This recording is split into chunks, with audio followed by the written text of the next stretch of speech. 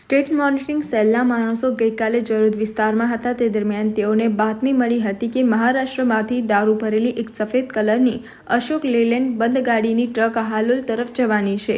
તે બાતમી આધારે સ્ટેટ મોનિટરિંગ સેલના માણસો તે ટ્રકની તપાસમાં હતા તે દરમિયાન તે બાતમીવાળી ટ્રક જરોદ ગામે હોટલ હાઈવે વેટની બાજુમાં પેટ્રોલ પંપ પાસે ઊભેલી હતી। સ્ટેટ મોનિટરિંગ સેલના માણસોએ તે ટ્રકમાંથી તપાસ કરતા તેમાં પુઠ્ઠાના બોક્સમાં દારૂના પ્લાસ્ટિકના ક્વોટરિયા ભરેલ હતા। પોલીસે તે ટ્રકના ચાલક પાસેથી બિલ્ટી માંગી ચેક કરતા તે દવાની બિલ્ટીની આડમાં ટ્રકમાં દારૂ ભરેલો હતો।